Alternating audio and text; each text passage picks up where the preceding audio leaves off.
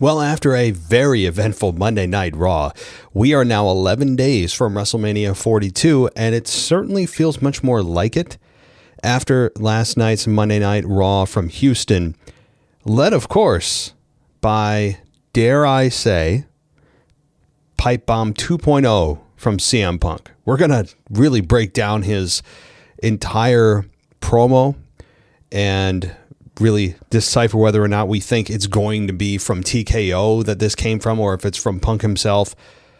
What this will really mean moving forward, his comments on Pat Magafee, not McAfee, if you caught that, and so much more. I mean, we had, yes, a tag team match with Alexa and Charlotte that have been kind of forgotten in a way.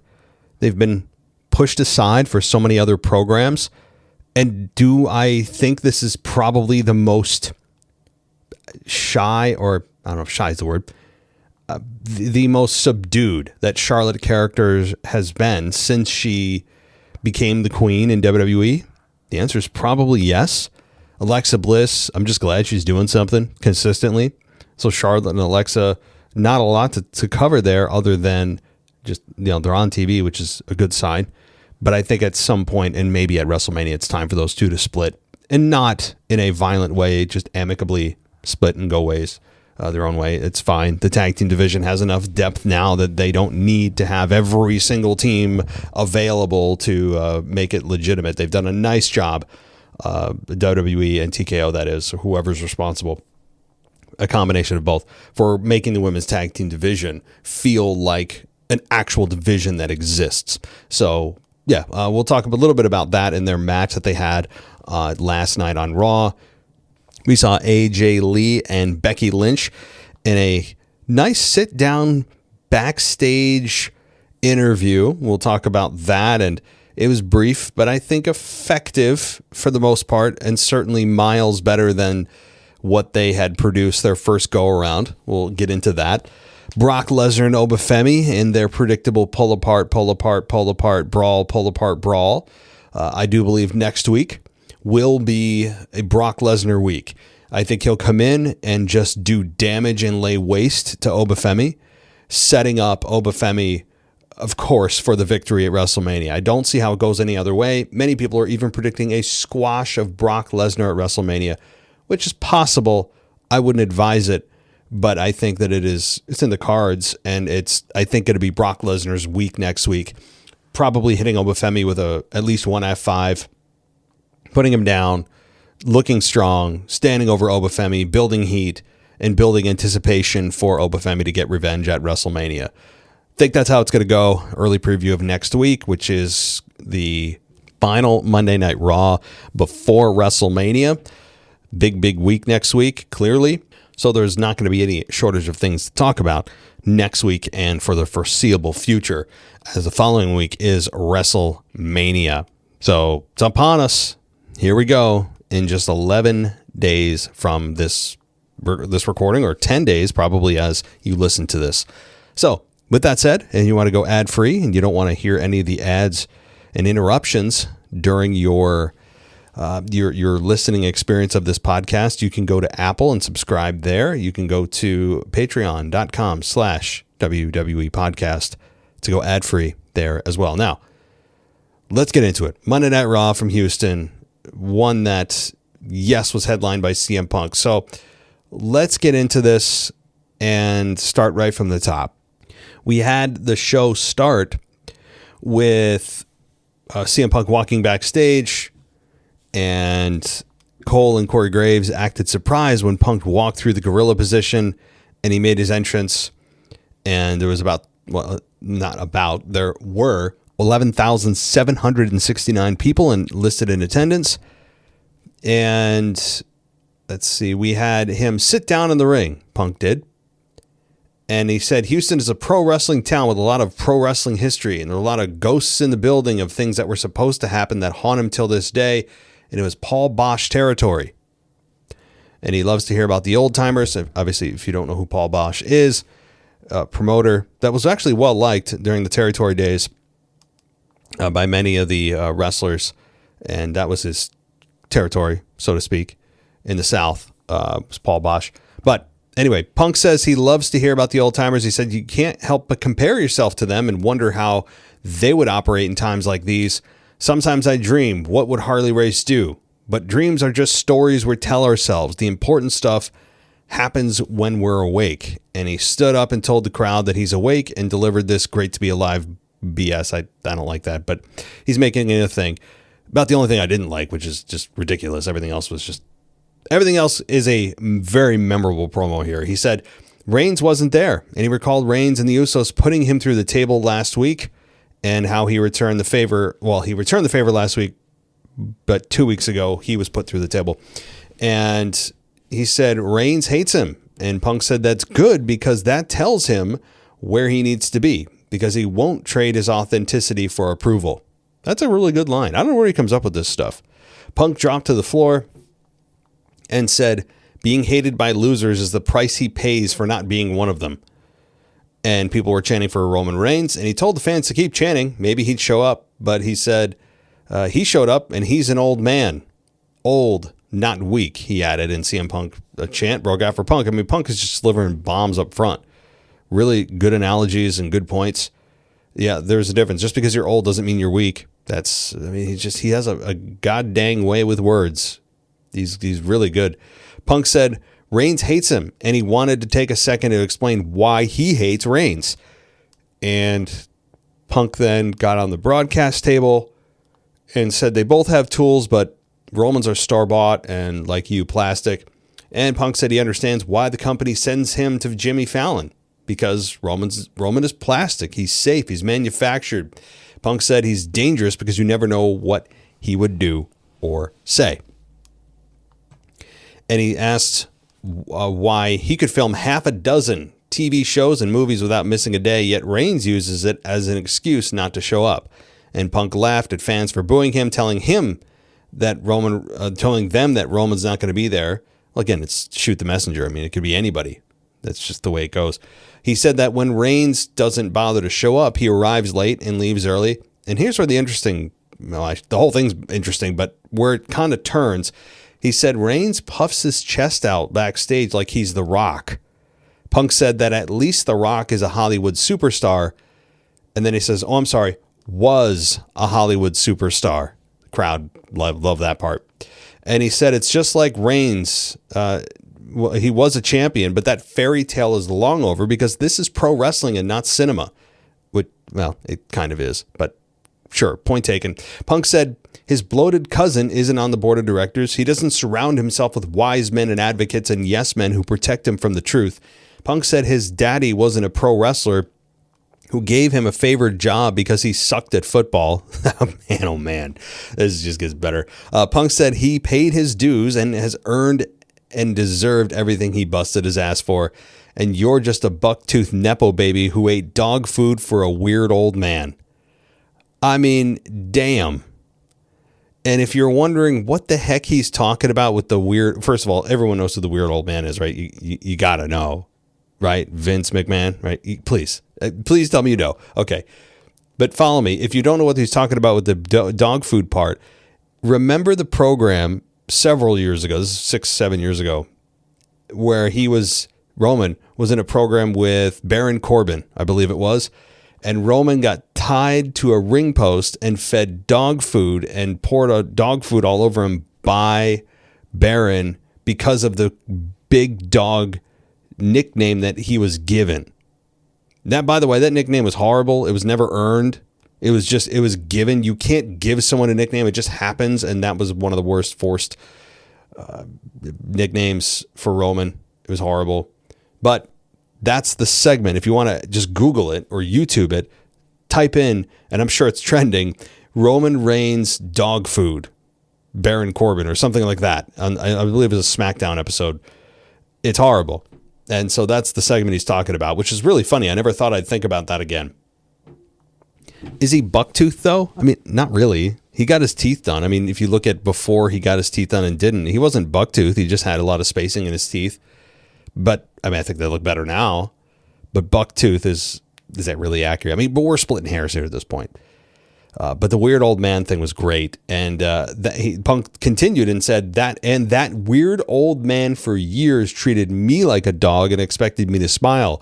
But I had FU money, so I took my dignity and I left. And that's why you hate me, because you can't control me. And that's where the fans go, all right, this is just too good. I mean, they were chanting CM Punk now, almost in unison.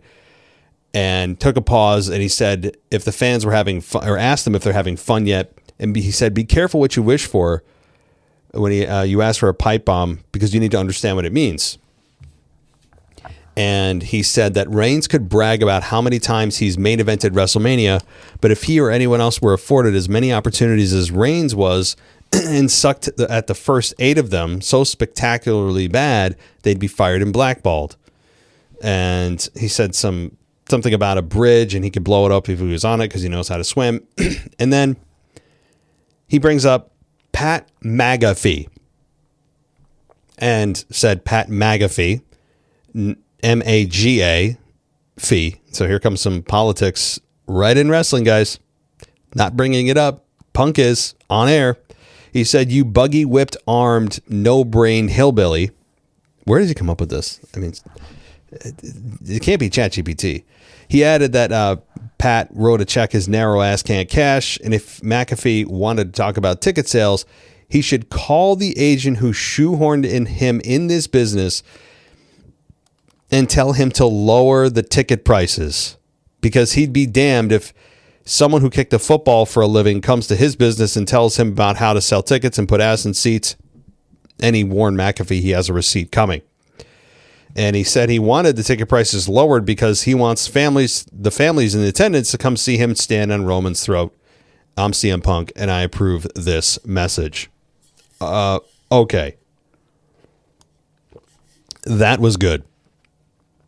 That was really good. I mean, he didn't just focus on Roman Reigns. He focused on Vince McMahon. He focused on The Rock. A little bit of Baron Corbin, slightly thrown in there. Pat McAfee. And even kind of hammered TKO. I mean, he hit a lot of people in this. This wasn't just about Roman. That tells you that this program with Roman and Punk that's main eventing WrestleMania on night 2 likely has some outside activity that's going to interfere here. Most likely The Rock. I mean, The Rock was brought up by name in this promo. It wasn't just insinuated or assumed that's who he's talking about. No, he mentioned him by name. So he's coming back, I would think, to try to screw over CM Punk and align himself once again with Reigns, which is kind of where we left off. It was left off with Roman siding with Reigns, or I'm sorry, Roman siding with The Rock, if you remember. And then The Rock was supposed to face Roman, and the whole Cody thing happened, which led up to WrestleMania 40. But then The Rock tried to screw Cody Rhodes and started the whole Travis Scott, and we all know that horrible story from last year. So, I mean, it makes sense that he would try to align himself with Roman, but is the idea to try to turn Roman Reigns heel here? If it's a war on the microphone, I mean, no one does this better than CM Punk. This may have been CM Punk's most effective promo since the original pipe bomb in Vegas 15 years ago. This was crazy good. This is where, if you're a wrestler sitting backstage and you think you're good on the mic, I'm guessing you are probably sitting there going, okay, yeah, I'm not at the level I thought I was at. The only one better in this business, I don't think there's a single person in WWE other than John Cena at his peak. John Cena could roll with the best of them. The only one better, you already know what I'm going to say, is MJF. MJF ran circles around CM Punk in AEW. I mean, dismantled him piece by piece. It's one of the best interactions I've ever seen in pro wrestling with MJF and CM Punk. Go YouTube it. I'd highly recommend it. MJF is the only single person on this planet that I think is a better talker than CM Punk. So this was just so good, and it breathed life back into so many things. Roman and Punk. I actually don't care that Roman wasn't there. I know that was kind of one of his big digs, is that Roman's not there. It's like, well, Roman doesn't need to be there anymore. You know, that's the comeback I would have if I were Roman, which, by the way, I would not do a promo battle to end this build here. Roman is nowhere near the ability of CM Punk on the mic, especially when Punk is firing on all cylinders. He's almost untouchable. Roman has never been great on the mic. He's been horrible to okay to good at times. He's never been great, much less untouchable. So CM Punk is several levels above Roman Reigns. So if I were Roman, I'd only have a couple zinger lines, not a back and forth exchange. It'll expose Roman, especially if Punk is on fire. But if I were Roman, I would just say to him, hey, yeah, I'm not here every week because I don't need to be. You see, I have main evented 8 WrestleManias. How many have you main evented again? And I know he's saying that they were crappy matches. Well, no, that's not true. There were some really bad ones. Well, namely the Triple H and Roman Reigns match, I believe it was WrestleMania 32, that no one wanted to see, was only bad because no one wanted to see it. The several Brock matches, honestly, the Brock-Roman matches have all been decent. I never crapped on, at least to my memory, the quality of the match itself with Roman and Brock. They've been a great matchup, and they've had several matches. I mean, how many matches have they had, actually? 4, 5, 6 matches together? So, I mean, I don't know what Punk's standing on there. Hopefully, he's probably just looking at that and hoping that people don't have a long-term memory here. But nonetheless, this was really effective. Hit on Pat McAfee. The Magafee. I believe Pat McAfee is a Trump supporter. I believe he is, or insinuated that he is. Which I know, again, when you identify to people and you confirm to people, your audience, that you stand on one side of the aisle or the other, it's not a smart thing to do. Why? Not because I don't think it's, there's some pride in that, or that it's not commendable to do that, or it's actually courageous in a lot of spaces to do that, but because you immediately alienate at least 50% of your audience, if it's split 50-50. And this country seems to be very divided right down the middle with things when it comes to just voting. Every election seems to be coming down to the wire with you look at the popular vote, all that. I'm not getting into politics, but my point is you're alienating half of your audience right off the bat when you tell people what side you fall on. John Cena was recently approached by somebody talking about, hey, what do you think about the first transgender person, going into a match and competing? And John Cena just was like, no, thank you. Anytime anything political is brought up, a hot topic, whether it's Trump or the Iran war or whatever, transgender, that whole topic, John just immediately just dismisses it, says no, thank you, or doesn't answer. And he's very smart for doing that. Not that I think he's a coward intellectually. He's not. He's just being smart about it. He's being smart because he's not outwardly taking a side. He's just not going to do that because he's exercising the practice of self-preservation. It's smart. He still has a career ahead of him in WWE, of course, not in ring. We know that. He may eventually deliver an AA to somebody. I wouldn't be surprised if we see an AA on somebody at WrestleMania. But he still is transitioning into TKO's umbrella of doing something in WWE. And then beyond that, who knows? But if he wants to get sponsorships, and he knows he can't do that.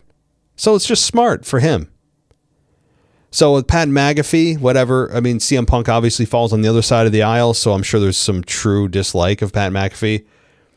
And the Magafee was a nice play on words. But there is a receipt coming for Pat McAfee, so now you're going to have Punk somehow get involved with the Cody Rhodes and Randy Orton match? Is that what we're saying? Is that how this is going to go? Is Roman Reigns and CM Punk then going to be invaded by Pat McAfee? I can't believe that Pat McAfee is even a topic of discussion when it comes to any of the main events for WrestleMania. And now not only is he likely going to be at ringside for at least one of them, there's an argument to be made he could be somehow involved in the outcome of both. Because Punk has now woven the web to bring him over into his world of Roman Reigns' rivalry. And there's there's really no world in the universe that I thought that could happen where Pat McAfee is actually one of the centerpieces of discussion. I don't like it. I know Pat McAfee's on his show. He's doubling down. Fine, whatever. I actually respect that. Like, you've done something. Instead of cowering to the internet community, you have decided, F you, I'm going forward. And I respect the hell out of that, actually, because in today's world where people bend and fold to the whims of the internet mob, there are few that can stand up and say, you know what, screw this. I'm all in. I'm doubling, tripling down. And there's got to be something in you that you can applaud for that. I mean, again, from a dignity perspective, from a self-respect perspective, there's something to be said for that. Even if you fundamentally totally disagree with what they're doing. And I am kind of at that point where Pat McAfee does not need to be involved in this at all. Whatever the payoff is, he is not the guy to do it. It's bizarre. It's not needed. I broke this down in my weekend review on Sunday night. Ridiculous. So with that said, I also can respect the hell out of when they just don't pull back and cower at the, internet doesn't like it. Okay. No, they're going for it. And I really respect that. I may not like it, but I respect the effort and the FU to the internet audience. And we're doing this. Okay. So, by the way, as you know, I use Pro Wrestling Net as a review tool because I don't want to have to write everything down when it can be written for me, but I'd give you my thoughts on it. So here's Pro Wrestling Net's take on the opening segment that was incredibly hot. It said, damn, that was fun. Punk dunked on Roman, Vince, The Rock, Pat McAfee, and even TKO CEO Ari Emanuel. It's one thing to take jabs at current or past on-air personalities, but I didn't expect to hear Punk go after Emanuel, let alone the WWE ticket prices. That's going to score him some points with fans who dislike him. Cole and Graves spoke at the broadcast table. Cole said it was going to be one of those nights. Yeah, true. I mean, what are they going to say? That was just great. That was great. I mean, I don't know how much of that was quote unquote off script. I don't know if the ticket price thing was. I don't know. That would be the one thing I would go, I don't know here, but the ticket price thing that Punk is bringing up is a universal dislike of what WWE's strategy is right now. So it is smart if you're trying to get fans on your side that may be on the fence of, do I cheer Roman or Punk? I don't know. One of them, they're not really heels. What do I do? This may push a lot of fans to Punk's side. I mean, it's something that everybody is complaining about. So we got some iShow Speed stuff. I don't really care because I just don't care. He speaks, but he did talk with Danhausen, who said he would uncurse him in exchange for his mentions. And okay, LA Knight and Austin Theory then had a match where Austin Theory beats LA Knight in 10 minutes, but the finish is Jimmy and Jay making their entrance. Speed already had come out, but he got cornered between between Jimmy and Jay and LA Knight, who was cornering him down the aisle. And then Speed, who's very athletic, I mean, I got to give him credit. He jumped over LA Knight and raced to the ring, but Knight eventually grabbed him. And Logan Paul hopped on the barricade. Knight then released Speed and hit Logan Paul to the floor, but Theory rolled up Knight and got the victory. And a UF'd up chant broke out after the loss by LA Knight. And Speed then by the collar, what does that say? Oh, Jay grabbed Speed. That's right, by the collar. I wasn't sure if it was Jimmy or Jay. Jay did, and shot him into the ropes for a 1D, but Logan pulled Speed to the floor. And it eventually broke down into Adam Pearce coming out to make this a 6-person tag team match at WrestleMania. So LA Knight, those of you that are still pining for him to be a main eventer, he is buried in a 6-person tag team match where hopefully he doesn't slip on the ropes. I would advise LA Knight just doesn't stand on the ropes at all. Just don't do it. Please. He's now psyched himself out. He's slipped on the ropes so many times that at one point he's actually going to hurt himself or his opponent or just be totally embarrassed by falling just horrifically. And it's just the price ain't worth the risk here. So we get the 6-person tag team match. That is a good hook to see IShow Speed get his ass kicked. That's kind of the payoff, that he keeps getting saved. No one's able to get his hands on him. Fine. But yeah, here we go with the celebrity involvement. All right. Cole said that Pat McAfee pissed a lot of people off in WWE. And he said that he and McAfee were as close as brothers. And he said he was angry and disappointed after watching what McAfee did on SmackDown. And Cole set up a video package that recapped McAfee's angle with Cody or Randy. What the hell does Cole have to be mad about? What specifically, Michael, did Pat say that made you angry? Please tell me. To be honest with you, when you look at Pat McAfee's promo that he cut, which was bizarre and out of left field, and we've all broken that down, but putting all that aside, all the criticism of the purpose of it aside, and you just look at the context of his promo, what did Pat say that's untrue? And I know that that's something in the lens that not a lot of people are looking at this through, because it's pro wrestling, and I understand that. If you don't like something and it's stupid and it's out of left field, even if it's true, it doesn't make it better. But if Michael Cole, who is not involved in a storyline, just an announcer, is mad at Pat McAfee, again, what did he say that's not true? I don't know. What Pat said is how a lot of fans feel. The ticket prices, which were addressed by Punk, it's almost like Punk agreed with Pat in a way about the tickets issues. So I don't know. But we're all supposed to not be happy with Pat, and Cole was just playing into that. So the analysis from Pro Wrestling Net says, I hope they have an explanation for Speed wrestling in the match when he could simply move on with his life. Putting that aside for now, Speed is doing a great job with the fun role of the company has given him. Yeah, I guess. Again, I don't like the celebrity YouTube involvement, but they're trying to get as many clicks and engagement as they can, and it's fine. It's stupid, but it's fine.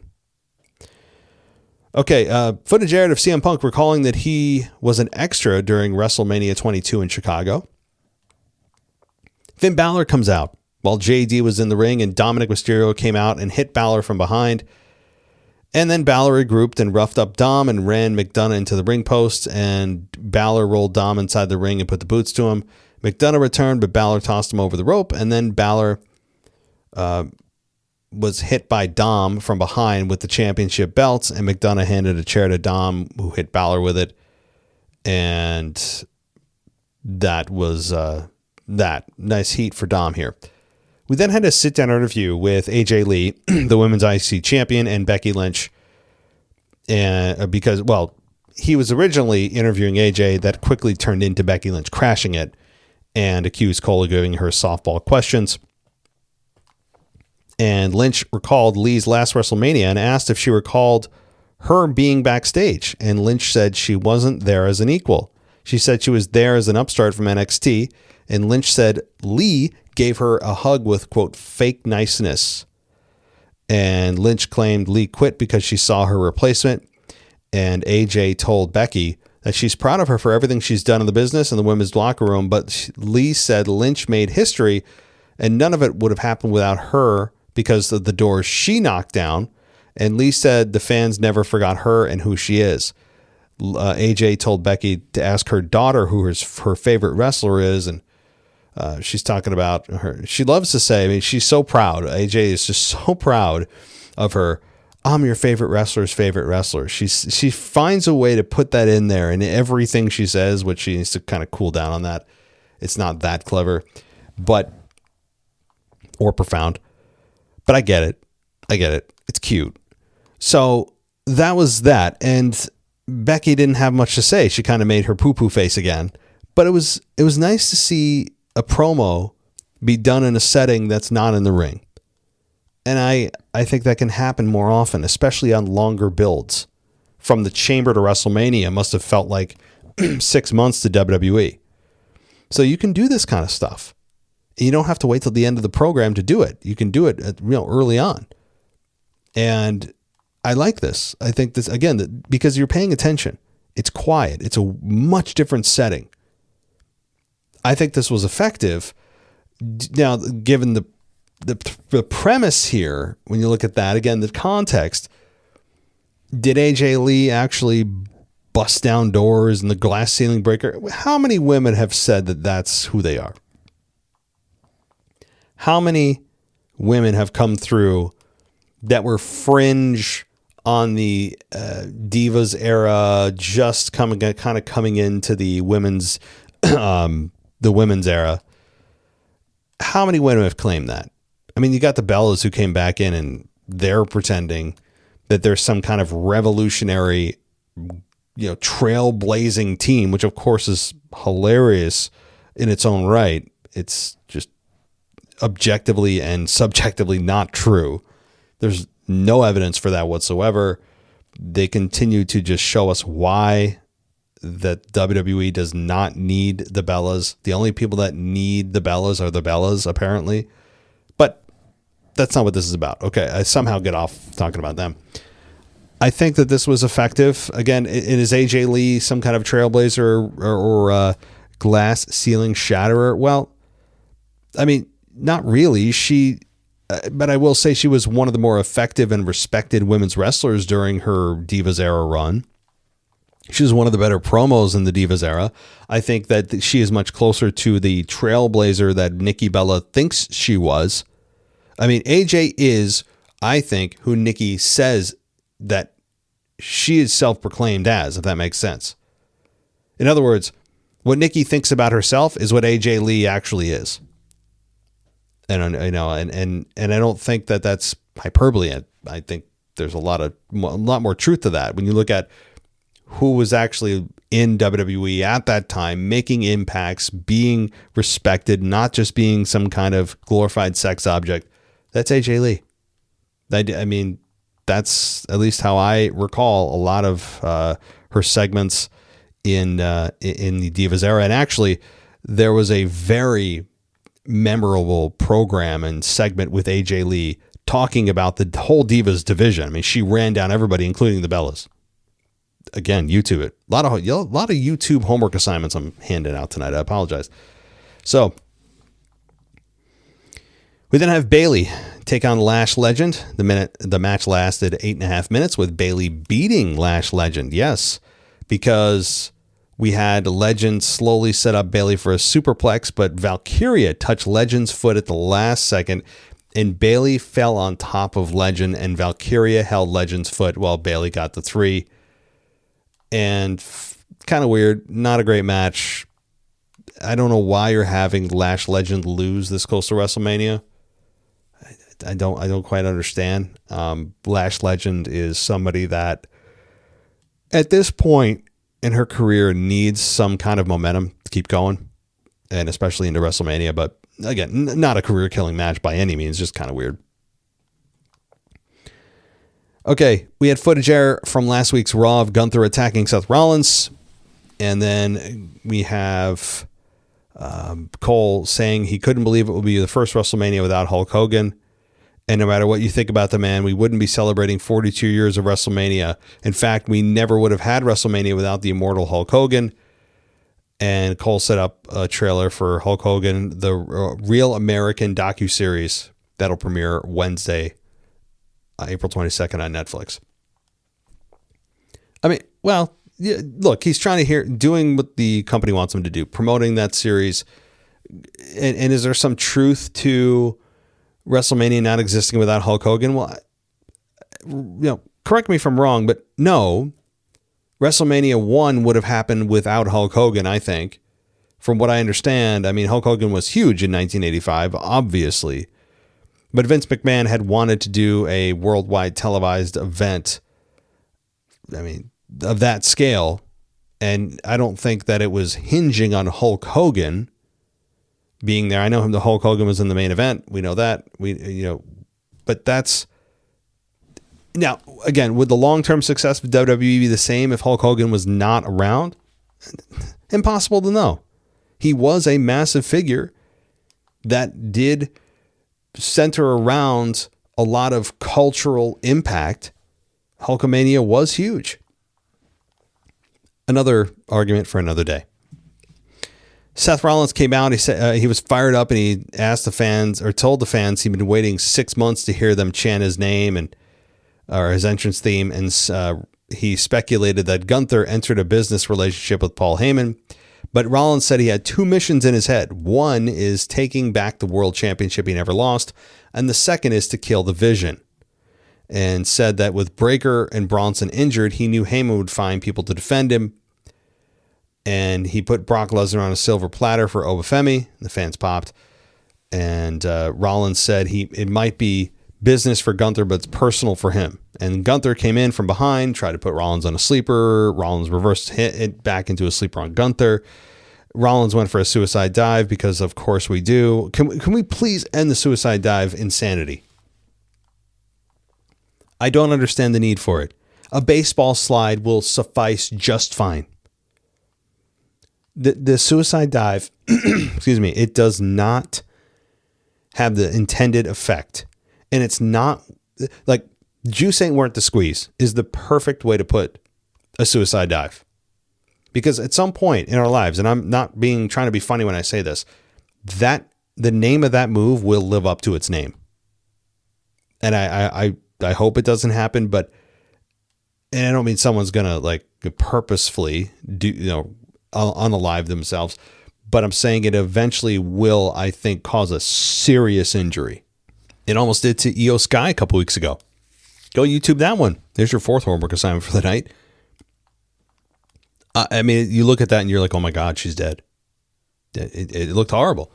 It's just not worth it. I don't understand. And the thing is, everyone does it. It's just like an open hand punch. It's a chop. It's a clothesline. It's just become one of the things everyone does for no reason. I'm not saying outright ban the move, but use it discretionarily. Don't use it in just some routine scuff up.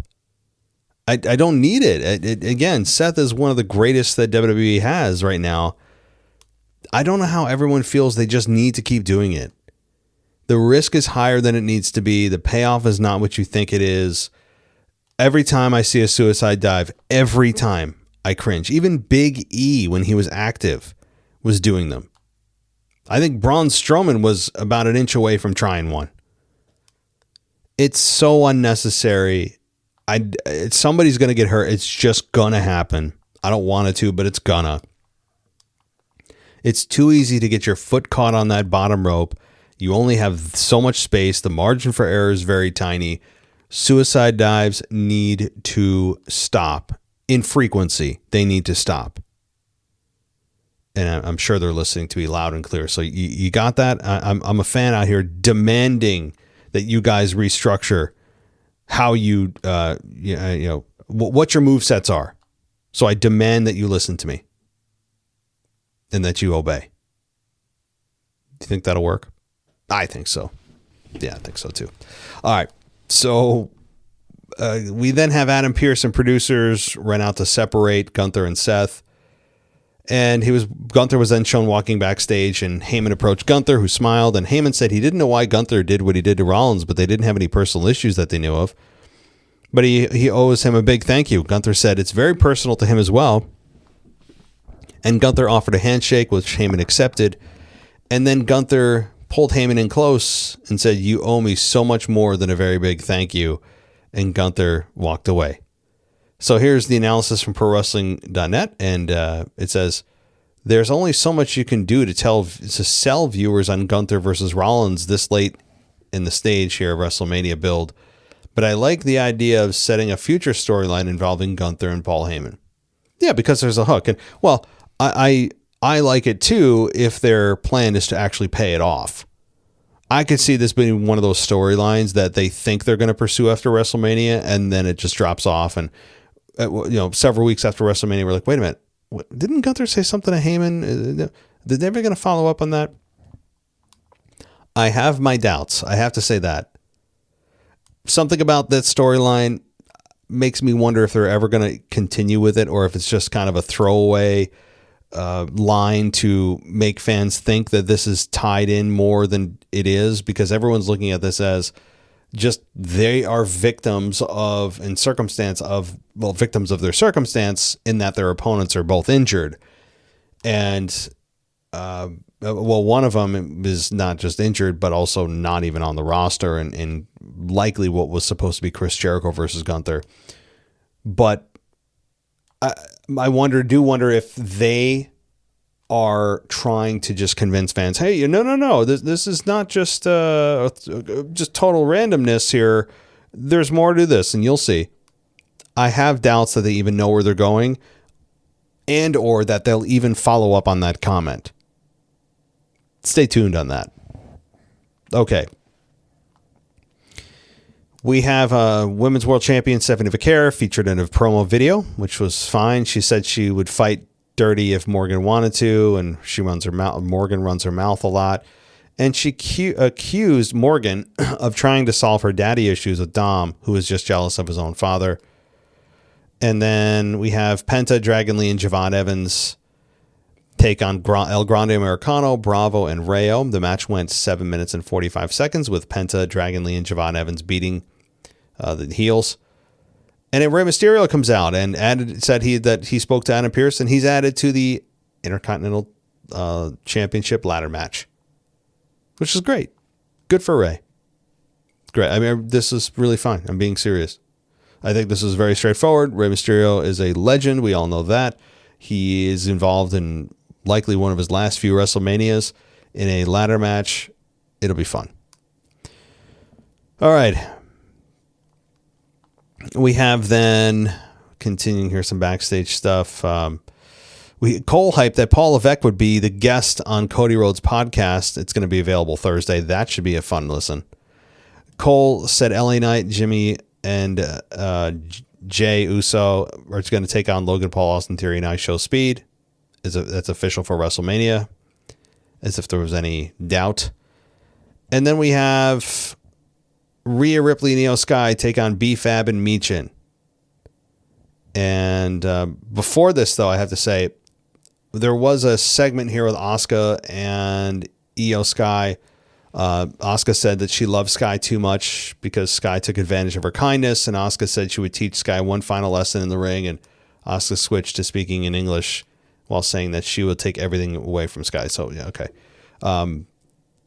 The analysis here said that this is really good. I'd like to see more of this. Well, yeah.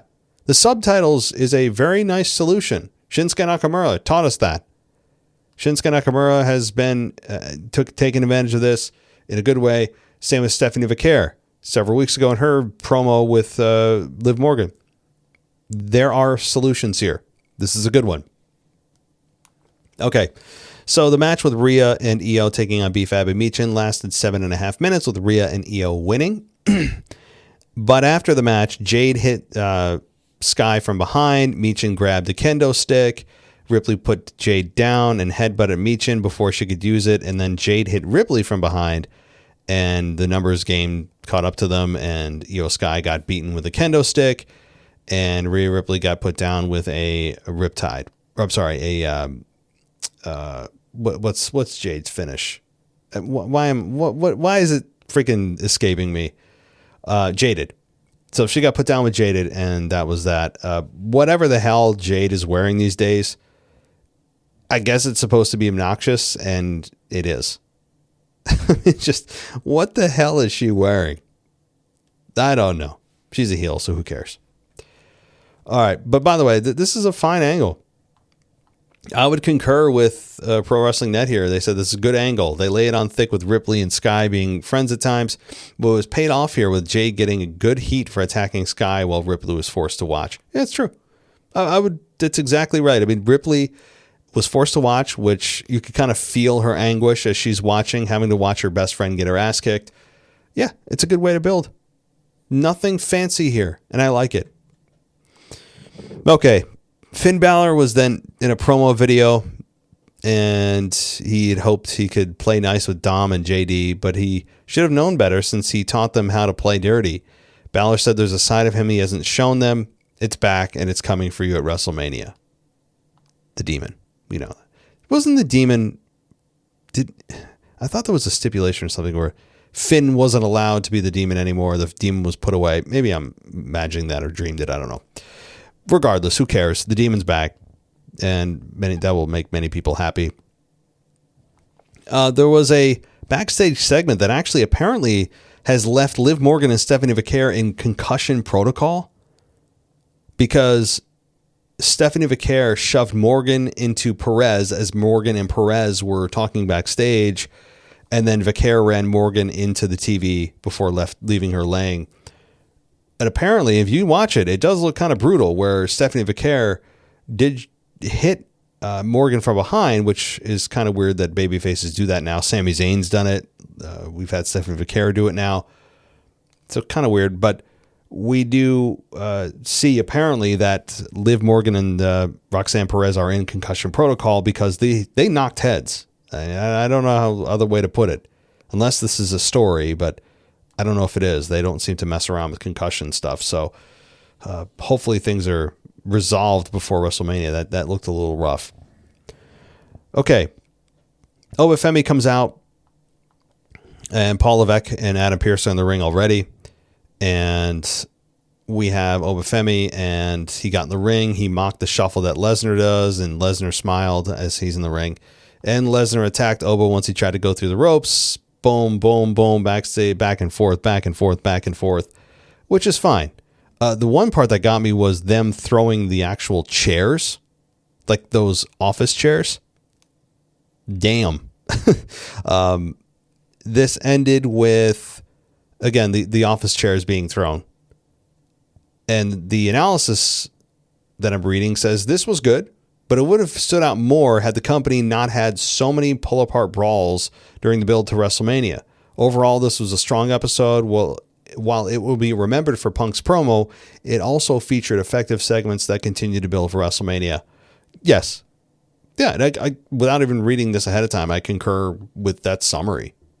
It was an effective version of Raw that, yes, once again, will be remembered mostly for CM Punk's yes, there's no other way to put it. It was a pipe bomb. It was great. It'll be, I think, talked about for a while. There's no way to duplicate that first pipe bomb because the original is always going to be the original, and there's just something special about the original. But this is a hell of a follow-up. It's a great sequel to that original pipe bomb, and it does take you into that headspace of, I wonder if that was supposed to be said, or I wonder how much of this was talked about beforehand. I wonder. And it had me wondering too, especially the part about the ticket prices. But I will say, if push comes to shove, I think this was all discussed beforehand. The reason is TKO and WWE are very sensitive to what people are talking about and trending about online. Social media has had a hell of an influence on how companies conduct their business and how they make changes. The key is to kind of read whether or not it's a fad or it's a real trend or it's just people being people. And WWE, I think at times, while they say that we don't pay attention to that, we're just bullshit. WWE is on social media. They have 1 billion social media followers. They live and breathe on social media. They have whole teams dedicated to posting content and reading trends and analyzing the comments. Yes. Don't even get into the idea that, well, they don't even pay attention to the fans online. They don't know those marks, those internet, the IWC. Oh, really? Well, then if the IWC is totally irrelevant, then how did we end up changing the main event of WrestleMania 40? Explain that. How did we get the 2K group to bend the knee to us to stop trying to dig into our pockets and grind through a video game that we already paid twice the price for? How did we get Daniel Bryan into the main event of WrestleMania? The Yes Movement online started there. The Give Divas a Chance started online. So explain to me again how they don't pay attention to the WWE fans, the internet wrestling community, which again, everyone on this earth has access at this point. If you're a wrestling fan, you almost have to have access to the internet. So essentially you're just talking about your entire fan base. That's what the world is now. So my point about all this is that the WWE at this point, you need to kind of decipher, and they're trying to decipher what's real and what's not. They're bringing in real stuff from the internet that people are complaining about and using Pat McAfee as a conduit, which is what we saw. And then they have CM Punk come in and talk about the ticket prices. So there is some evidence here of WWE TKO, maybe Ari, Emmanuel, whoever, maybe one of the board members, several board members, who knows, maybe The Rock himself. But it does seem like it's coming from a lot of higher ups that are just trying to bring real life stuff that is being said on the internet into real storylines, for better or worse. So, hell of a week. Only going to get better, I would think, from here, or at least newsworthy. And if you guys want to go ad-free, patreon.com/WWE podcast. Follow us on X. Follow us on, I was going to say Twitter, but follow us on Instagram. You can follow us on TikTok, all under the WWE podcast. And another video going up tomorrow. I was going to record one today. I just didn't have the time. I was traveling. I was just craziness. I couldn't. But tomorrow, it's Wednesday. I normally don't have a show Wednesday, and I probably won't, but I will be recording a video for those of you on Patreon and maybe some other places. So that'll do it. Thank you, everybody, as we get closer to WrestleMania. If you want to submit your questions to me via email, do that at mailbag@wwepodcast.com. Talk soon, everyone. Thanks for listening to the WWE Podcast. Don't forget to subscribe on your favorite podcast app so you don't miss a show, or head to wwepodcast.com. And for all of these shows ad-free, head over to patreon.com/WWE Podcast. Until then, we'll see you next time.